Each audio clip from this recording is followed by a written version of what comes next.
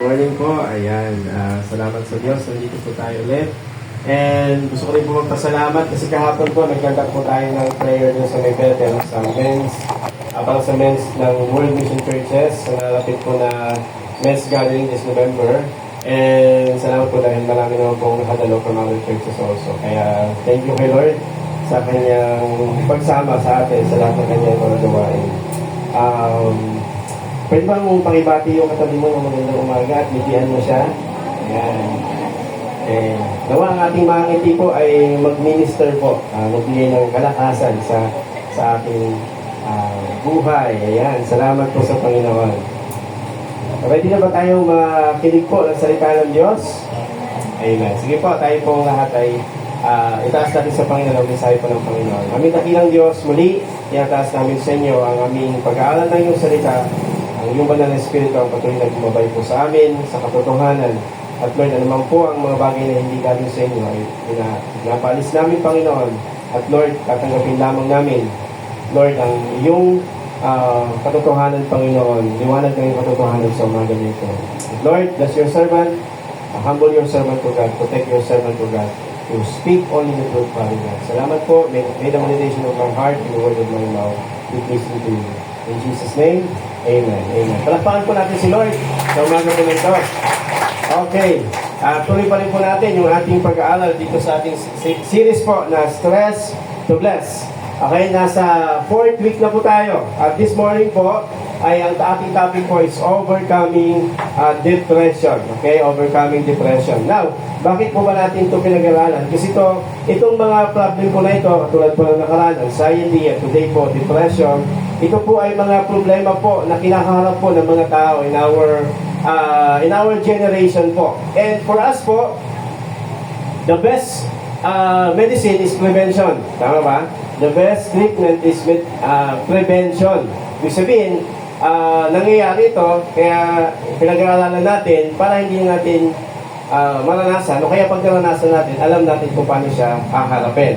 Now, especially po sa ating mga parents, kasi most of the nakakaranas sa mga depression, yung mga younger generation, no? Kasi yung mga parents po, kagaya po ng pinag-aaralan doon nakaraan, yung mga older generation, pinalaki po tayo mga matatatag, di ba? Mga matitibay, tama? Pero yung mga younger generation, medyo soft ang kanilang upbringing. That's why tayo bilang mga magulang, it is our part po to prepare the next generation for this mga battle na kinakarap po. And even po tayo po mga matatanda na or mga hindi naman matatanda, no? Ano bang mga term? Or yung mga marami na experience, okay yan. Okay? Kung baka nakakaharap din po ng mga ganitong bagay. That's why po, ang ating pong mensahe po ay makakatulong po sana sa atin ito, no? Maybe for now, hindi natin ito naranasan, but I pray that mag-minister ito sa atin so that we can help other people na nakapananas dito na ito. Okay? Now, overcoming depression. Now, what is depression po? Depression po is being pressed down to a lower position. Yes, basic definition po. Being pressed down. Yung bang napipress down ka. Okay? Para bang sa Tagalog, by the way, bago yung Tagalog, parang isang mood disorder. No, yung mood mo, para bang nagkakaroon ng disorder, na wala sa order. Okay? Ibig sabihin, sa Tagalog po is matinding kalungkutan or pagka-lugmok, no? Yung depression, yung feeling down, nalugmok ka, sobra kang nalungkot, maybe for some reason, situational, circumstantial depression, no? Pero, meron po tinatawag sa sa psychology, no? Merong iba't ibang category ng depression. Pero merong tinatawag na clinical depression, which is yung clinical depression po ay isang condition na kung saan hindi siya nakukuha sa hindi siya galing sa circumstances or sa problem. Ano siya? Para bang physical disorder siya. Kumbaga sakit siya na naranasan ng isang tao, nagkakaroon siya ng clinical depression. Hindi siya dahil sa problema, merong part yun, pero minsan may mga physical disorder tayo na nagdudulot po ng clinical depression. Okay? hindi naman natin to kayang ipalawakin, pero merong treatment po dito. And also, itong depression po, meron din pong mga kasagutan po ang Bible. That's why pinag-aralan natin to, no? We study this because ano ba sinasabi ni Lord dito sa mga bagay na to? Ano ba sinasabi ng Bible dito sa mga bagay na ito? Okay? Ayan. What is depression? Ano yung mga symptoms ng depression? Una po, pag nakaramdam tayo ng parang nawawalan tayo ng gana sa mga usual activities natin, no? O kaya naman yung parang feel of guilt, worthlessness, para bang nawawalan tayo ng parang nawawalan ng halaga yung pagtingin natin sa sarili natin, nawawalan tayo ng pag-asa. Minsan naman po is weight or gain loss, paglaki at pagpayat, no? Okay? Symptoms din po yan. Sleep disorder, hindi makatulog, hyperactive naman, para bang sobrang active naman tayo, at anxiety, lagi nag-aalala, and slow thinking, para bang laki ka nakatulala, at parang ang hirap mong mag-process ng mga bagay-bagay, no? And then, to the extreme po is suicidal thoughts. Nakakaisip ka ng parang gusto mong magpakamatay, which is number one cause of death today is suicide, no? And now, okay, my goal po, pinag-aaral natin to, hindi para ma-depress tayo, okay? My goal po is yung stress ay maging blessing po sa atin. Now, itong pag-aaral na ito, anxiety, depression po, or negative emotion, ito po ay, yung negative emotion po kasi is God-given emotion sa atin. Sadness, anger, anxiety, minsan inaalaw ni Lord yan. Bakit po? Ito po, tandaan niyo po ito. Pag nakakaranas tayo ng depression, anxiety, sadness, anger, ito po ay warning. Warning sa atin. Para po itong tip of the iceberg. No? Yung tip of the iceberg. Yung tip of the iceberg po, ang nakikita mo lang yung tip, yung dulo niya. Okay? Pero sa ilalim niya, napakalaki pala. That's why, pag nakakaramdam ka ng ganito, is warning siya. Pag nakakaranas ka ng negative emotion, you feel negative emotion, it's a warning na meron kang dapat gawin. Kung babaliwalain mo, pwedeng lumala. Pero sa atin, ang dapat natin gawin is ilapit natin sa Diyos. No? Tumawag tayo sa Panginoon. And I believe po, in every situation, tutulungan tayo ng Panginoon.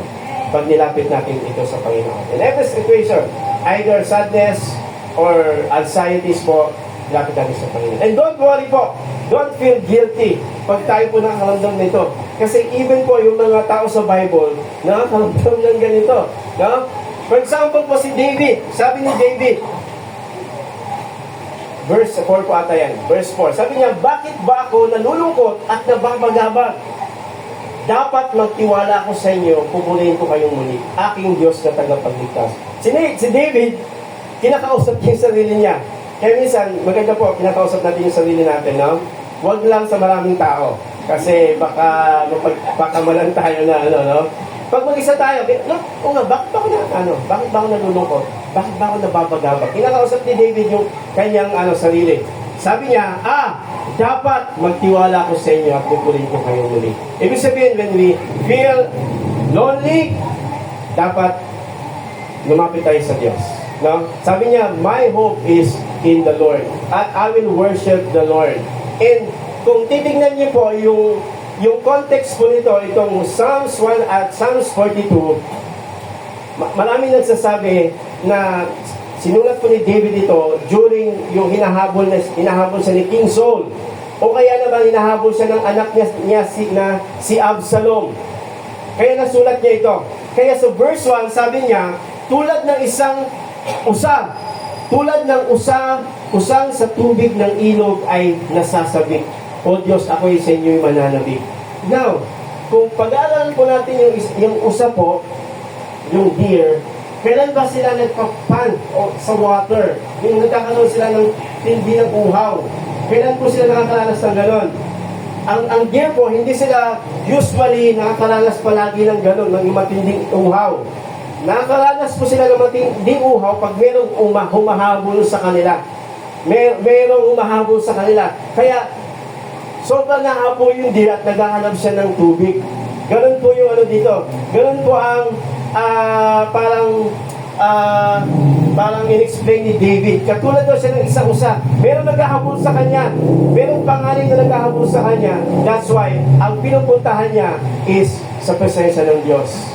No? Kaya naman, sabi niya, sa tindi ng hapo ko, sa tindi ng uhaw ko, sabi niya, nananabik ako sa tubig. O Diyos, ako'y sa inyo'y mananabik. Ako'y nanguuhaw sa inyo, Diyos na buhay. That's why, sa madaling salita po, when you experience loneliness, depression, lumapit tayo sa Diyos. No? How to overcome this depression, anxiety, tumakbo ka sa Panginoon. Lumapit ka sa Diyos. At i-feel ni Lord, ano man yung kulang, ano man yung nawawala sa iyong kalooban. Okay? Kaya, yan po, overcoming depression. Pag-alalan po natin this morning is si Elijah. Si Elijah po ay, grabe po itong propeta na ito. No, si Elijah po ay nagpahinto ng ulan at nagpaulan. Nagpahinto siya ng ulan sa tatlong taon na higit. At nagpaulan din siya. Okay? At si Elijah po, tinalo niya yung mga propeta ni Baal. No? Hundreds of them.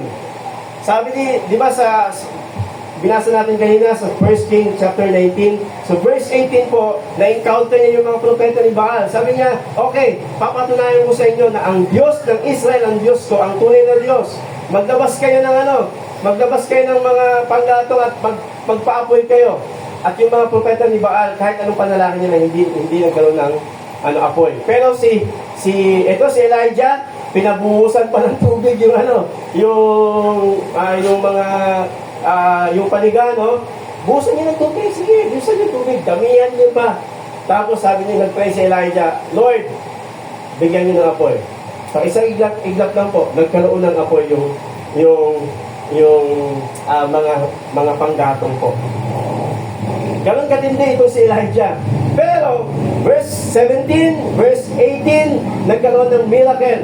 Matindi itong propeta na ito si Elijah. Pero alam niyo po, sa verse 19, ito po nangyari. No?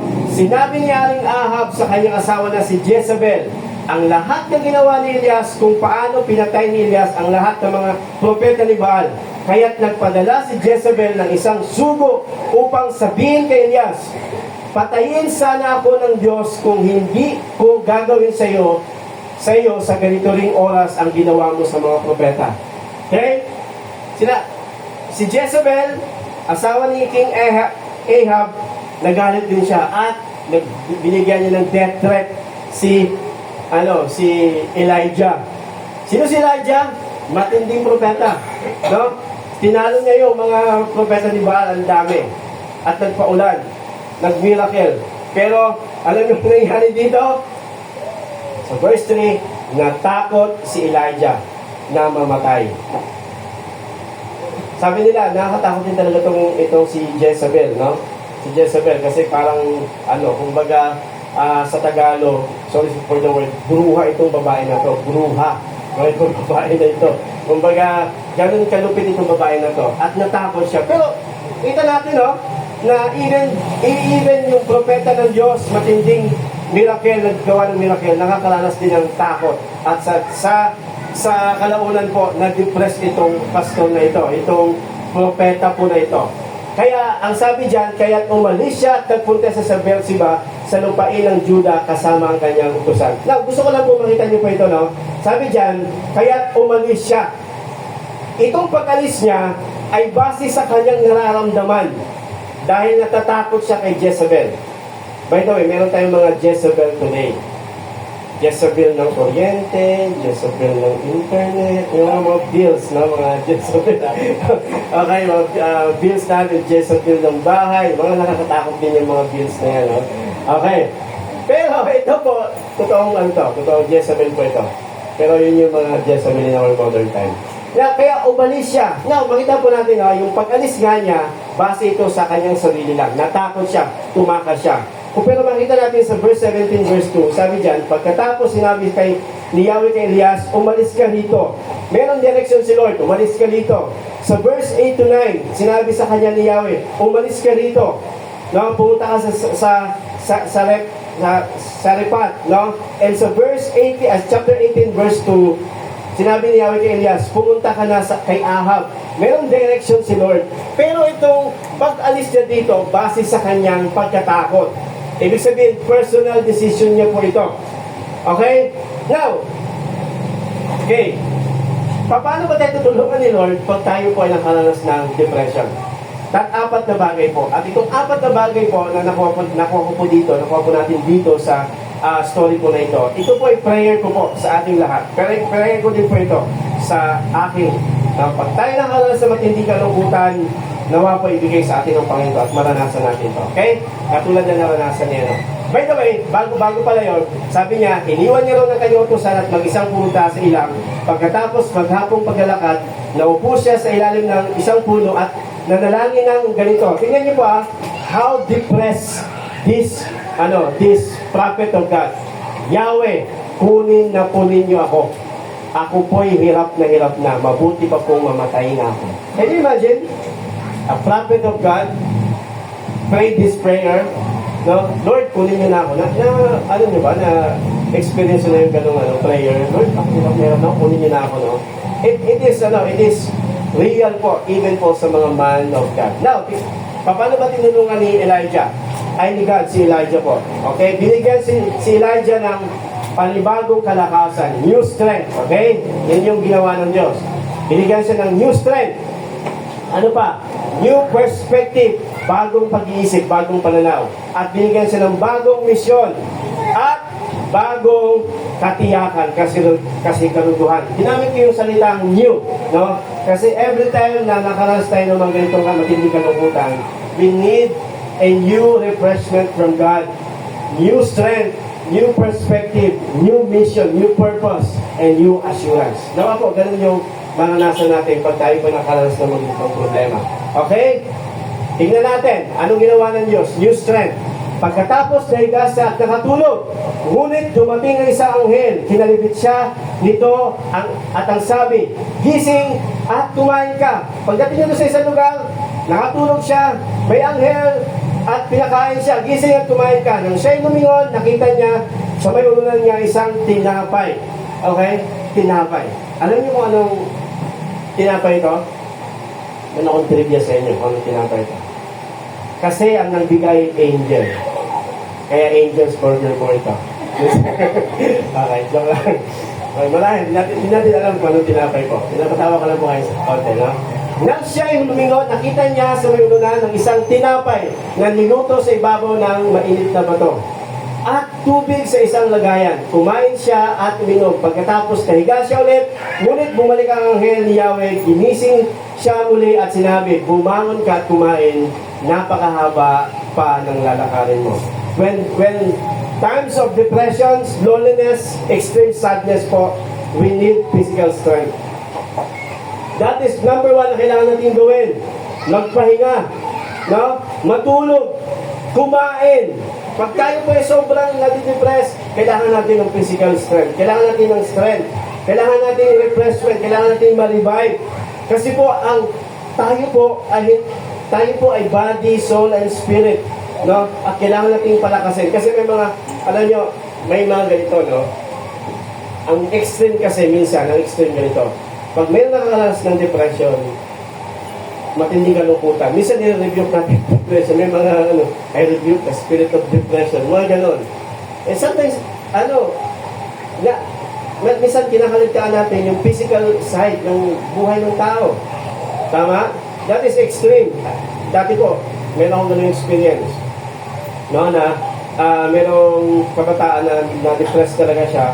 Tapos, parang feeling na, parang wala talagang parang walang pahinga yung bata ngayon, hindi makatulog, ganyan. Tapos, dinala siya sa isang pastor na okay naman yung pag-pray, walang problema yung pag-pray. Tapos, ang nangyari kasi minsan, we over-spiritualize. I-rebuke yung bata, lumayas ka, demonyo, spirito ng depression, mga ganon, di ba?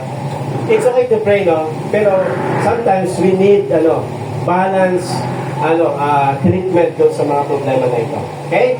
Kailangan ng physical strength. Kaya ginawa ng Diyos, binigyan siya ng pagkain, binigyan siya ng kapahingahan, binigyan siya ng tubig. Kasi sobrang pagod itong tao na ito.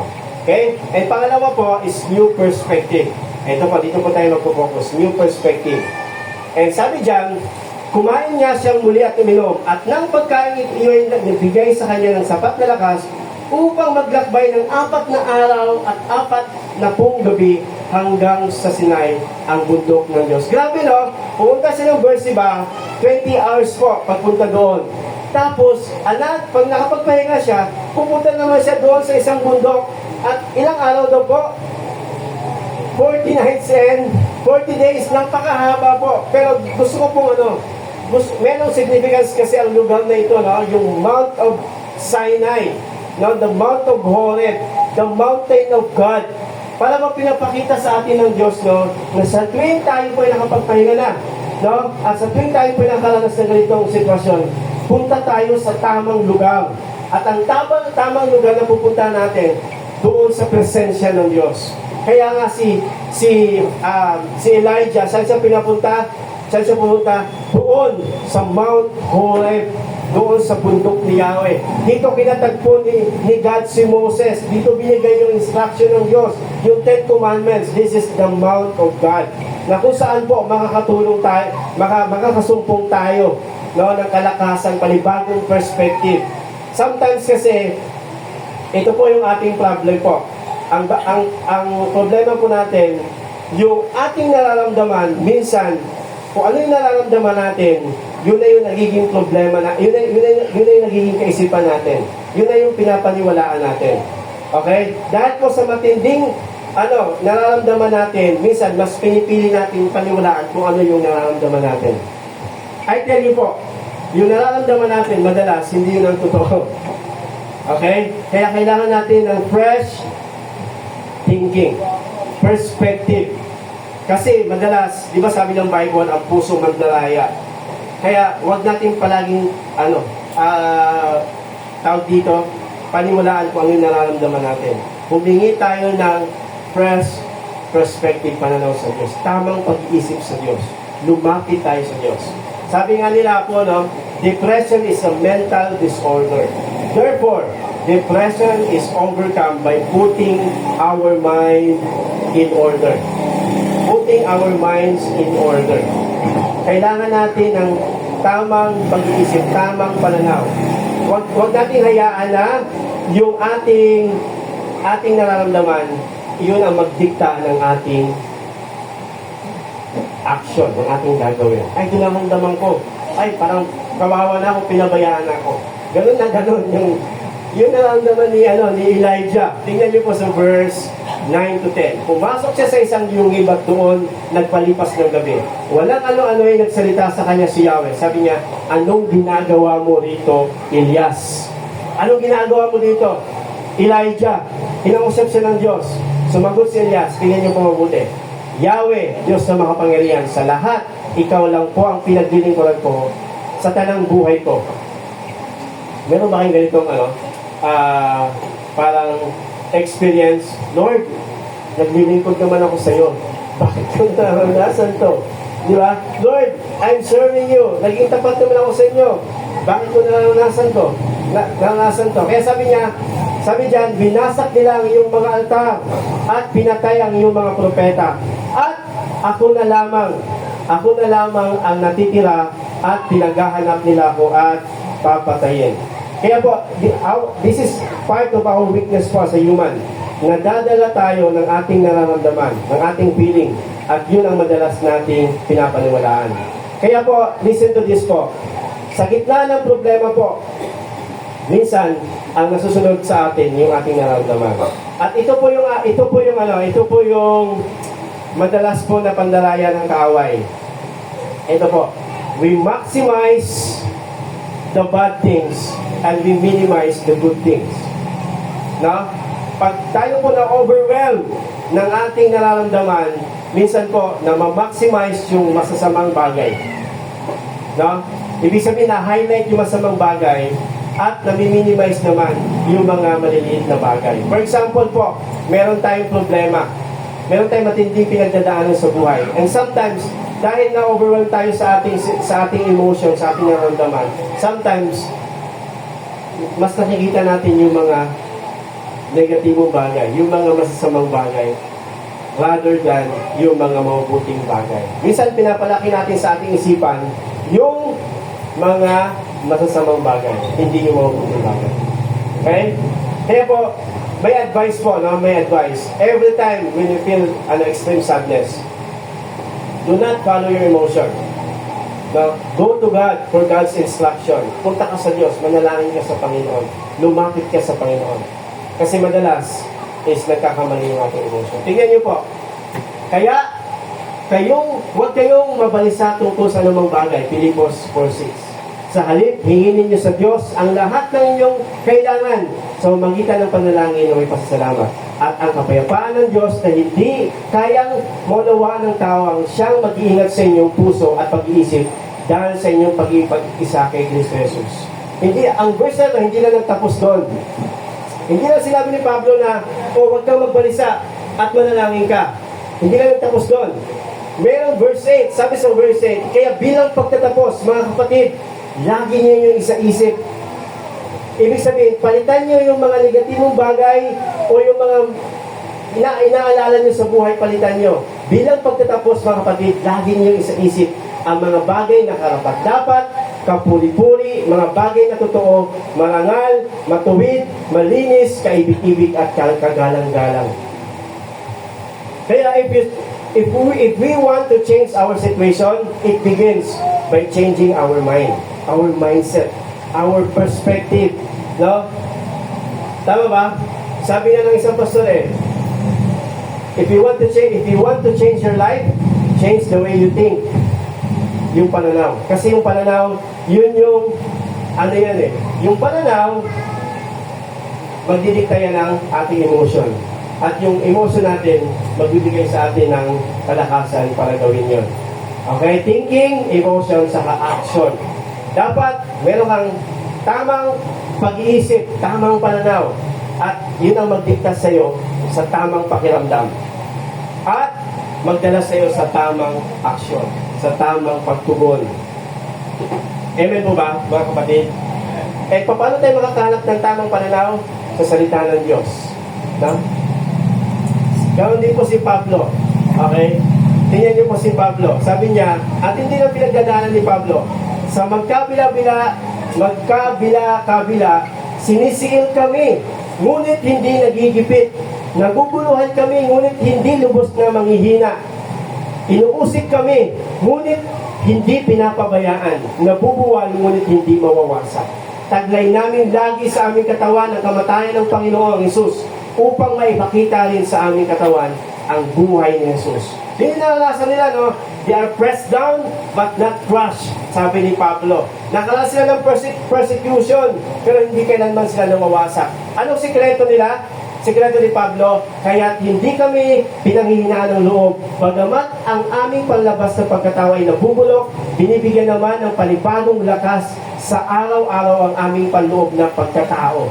Bagamat madami silang problema, sinisiil sila, pero binibigyan daw sila ng panibagong kalakasan ng Panginoon. At yung panibagong kalakasan nila, nakukuha nila sa pamamagitan ng sa panibagong pag-iisip. Sa verse 17, sapagkat itong magaan at pansamantalang paghihirap ang naghahanda sa atin para sa walang hanggang kaluwalhatian na hindi maiahambing sa anuman. So sabi ni Pablo, itong naranasan namin, it is a preparation for eternal purpose of God. Can you imagine yung ganung thinking? Pag meron tayong problem pala, pag meron tayong matinding pinagdadaanan sa buhay, ang thinking pala natin, itong problem ko na to, ay dito ko inaayos ni Lord. Kasi merong eternal and good purpose ang Panginoon.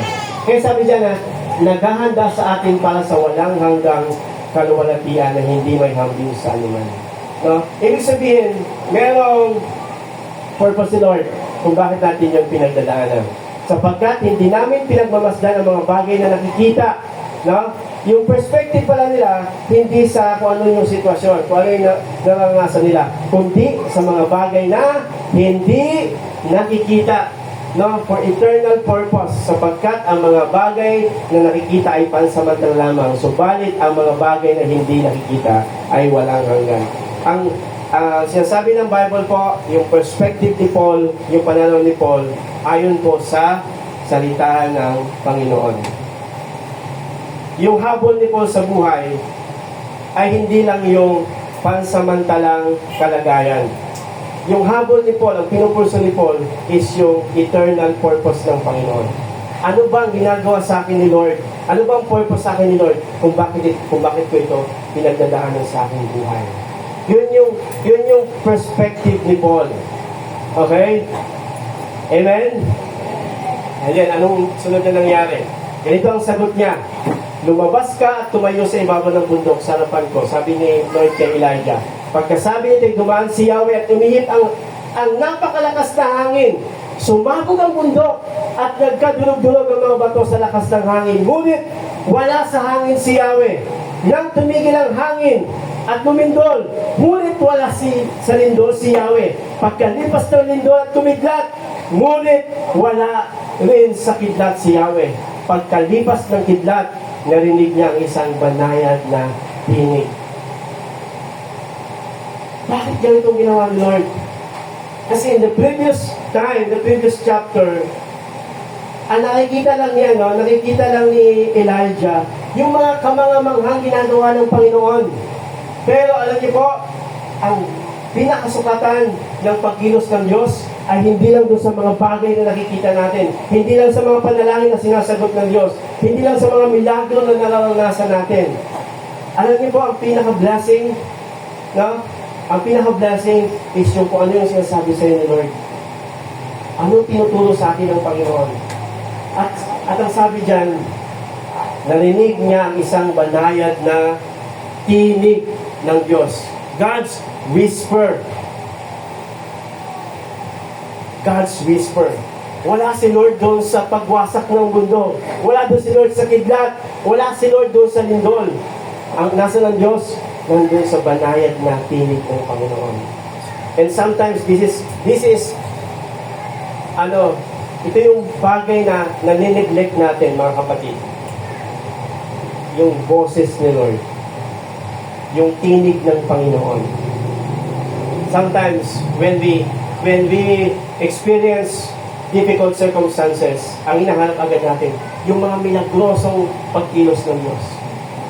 But the true blessing of God, when God speaks to our hearts, when God said, "My child, I am with you."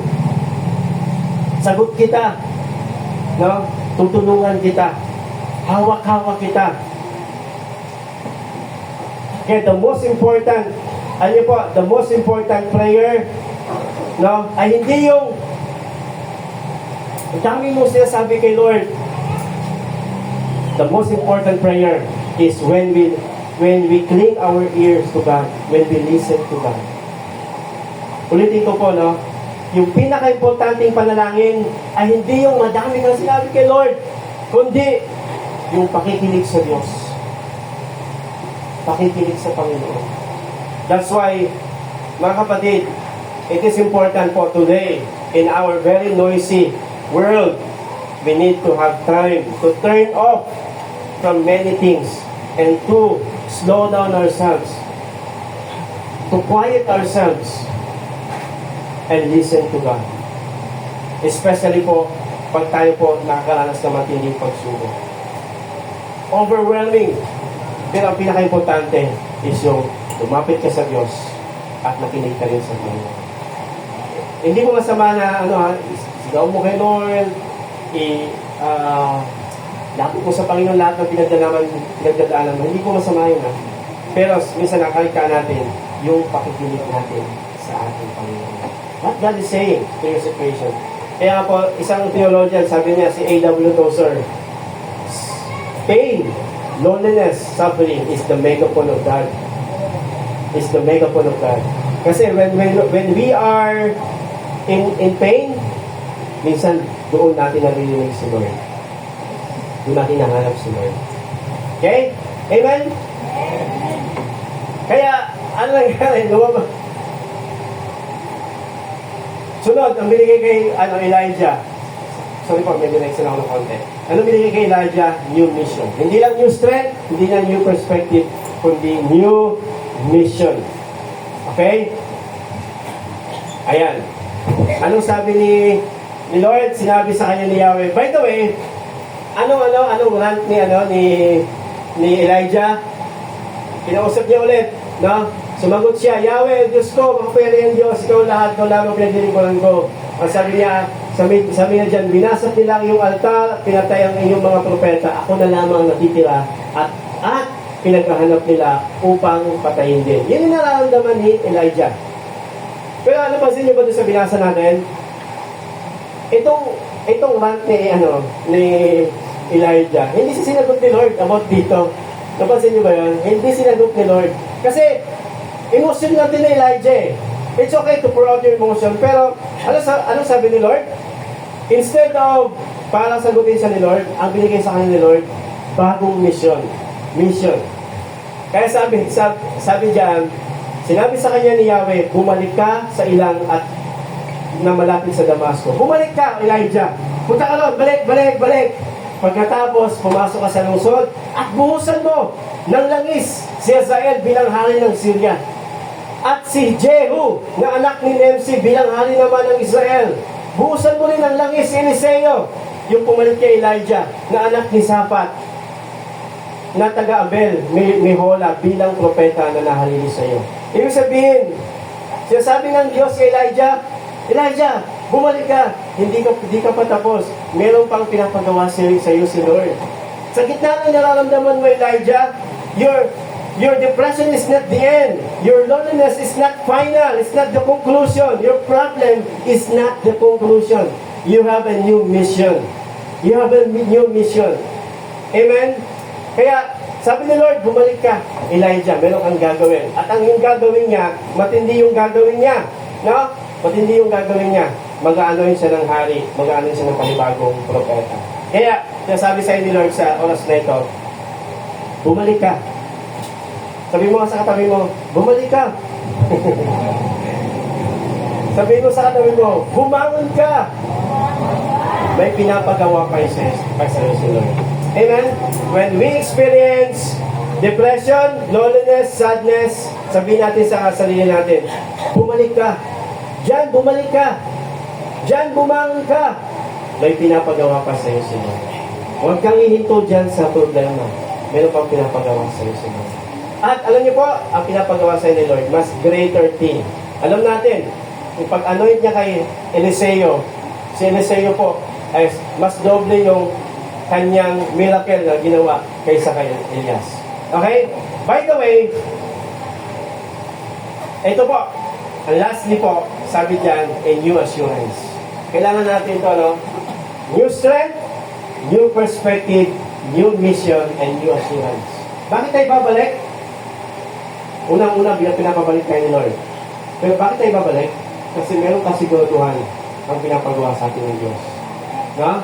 Meron new assurance. Tingnan niyo po sa sunod na verse. Verse 18. Ang makaligtas sa tabak ni Hazael ay papatayin ni Jehu. Ang makaligtas naman sa tabak ni Jehu ay papatayin ni Eliseo. Ibig sabihin, sinasabi lang ni Lord kay Elijah, walang makakaligtas sa akin. Sino yung nagbigay siya ng death threat? Si Ahab, yung asawa niya si Jezebel, hindi yun makakaligtas sa akin. Makaligtas siya kay Hazael, pero papatayin siya ni Jehu. Ang makaligtas naman sa tabak ni Jehu ay papatayin ni Eliseo. Lahat ng bagay ay naayon pa rin sa aking control. Now, I am the one who controls everything. Okay? Yung emotion mo is not final. Hindi na magdidikta ng kinabukasan mo. Yung nararamdaman mo. I am a sovereign God. Amen? And then, ano pang assurance dito? Assurance of God's justice and assurance of God's reservation. Ano sabi ni Elijah? Sabi niya sa prayer, Lord, grabe yung ano ko sa inyo, dedication ko sa inyo. At alam niyo ba, Lord, wala na natira, ako na lang na natira, Lord. Di ba, meron tayo ganyan, Lord, ako na lang natira, ako na lang, titisip ko sa bagay na ito, ako na lang natira. Pero ang assurance ni Lord, meron pinaserve si Lord. No? Sabi diyan, ngunit, 7,000 sa Israel ang ililigtas ko, at ang mga tao hindi lumuluhod kay Baal ay hindi humahalik sa kanyang imahe. 7,000. Ang 7,000 dyan is prophet. 7,000 propeta pa ang na-preserve ko, Elijah. Ano sinabi ni Elijah kanina? Lord, wala na akong kasama. Ako na lang. Di ba ang hirap nun?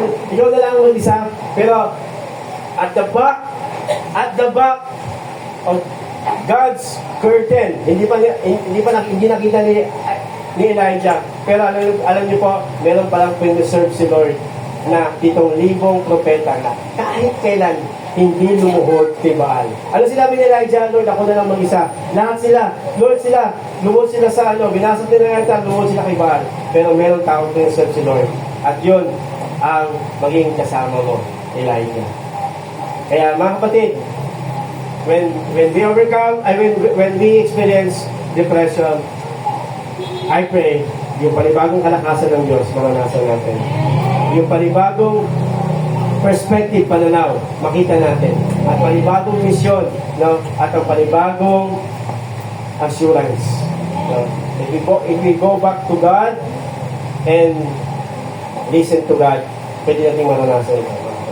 Amen? Sige po, tayong lahat po ay manalangin. Amin Diyos, salamat po sa mensahe na ito, Panginoon. Lord, kung kulang ito, kayo po magdagdag.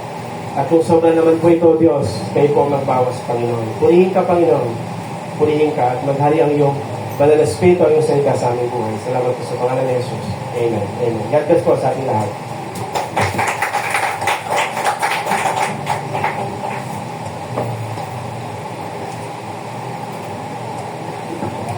Oh, thank you po, Pastor. Thank you, Lord, sa panibagong mensahe mo sa amin.